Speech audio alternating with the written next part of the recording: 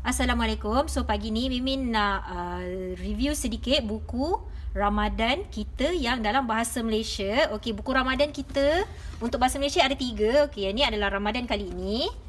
Okey, kita ada bestnya puasa dan satu lagi kita ada 101 info seronoknya berpuasa. Okey, jom kita start. So dia punya macam nak baca daripada mana, kita akan baca daripada sini. Ramadan kali ini, bestnya puasa dan seronoknya berpuasa. So jom kita tengok dalam dia. Okey, untuk buku ni anak-anak boleh letak nama dalam ni. Okey, buku ini kepunyaan siapa.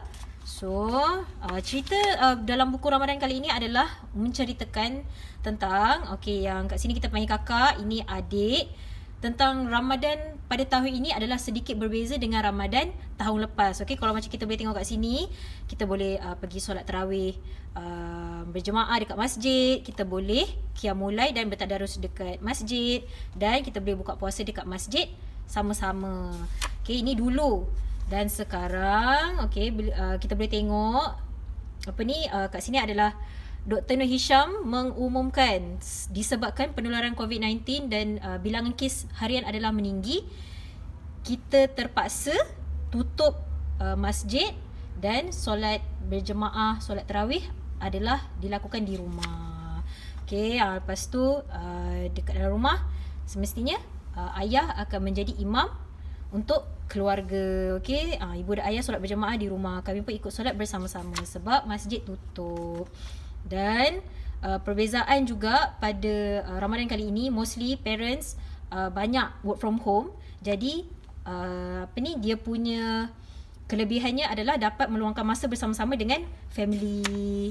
Dan di sini kita boleh nampak disebabkan COVID-19 punya kes harian semakin meningkat, kita boleh bagi sedikit, orang kata penghargaan kepada kita punya frontliner. Sini kita boleh nampak doktor, ada nurse, ada abang penghantaran GrabFood atau Foodpanda macam ni, lepas tu ada polis.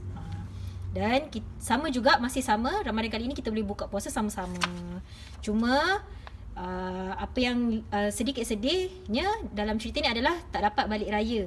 Sebabkan orang kata dia punya tutup, border tutup. Jadi tak dapat balik kampung jumpa nenek, jumpa atuk dan family yang kat sana. Tapi raya tetap raya, still kita boleh berhubung melalui alat komunikasi. Kita boleh call, kita boleh video call. Okay, jadi cerita untuk buku ni adalah Ramadan kali ini sedikit berbeza berbanding Ramadan tahun lepas. Next is kita pergi dekat buku bestnya. Okey, dalam buku ni adalah kisah puasa daripada keluarga Al-Fatih. Okey, ni cerita keluarga Al-Fatih, dan dalam buku komik ni dipenuhi dengan cerita dan ianya adalah berwarna. Okay, jom kita tengok dalam dia. Okey, bestnya buku ni adalah dia dapat membantu anak-anak membaca. Kita ada rukun puasa, kita ada syarat wajib puasa juga. Jadi anak-anak selain dapat baca cerita, diorang juga dapat tahu betapa pentingnya puasa ni, sebab puasa ni di dalam 5 rukun Islam. Okey, ini adalah cerita dalam dia, dan ada juga lafaz niat puasa disertakan juga dalam ni. Okey, dia cerita pasal keluarga Al-Fatih lah. Yang kecil ni Fatih. Okey, ni cerita dia. Lepas tu dia bagi tahu perkara yang membatalkan puasa. Okey, kelebihan berpuasa. Best, buku ni ada info. Okey, dia boleh bantu anak-anak juga. Okey, ni lafaz solat tarawih. Okey, solat witir, dia bagi tahu berapa rakaat. Okey, dia ada infografik juga.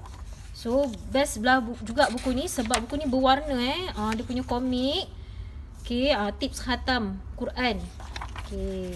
Dan dia juga ada, kita dapat kita sertakan sekali dengan poster. Nampak? Ni poster ni percuma.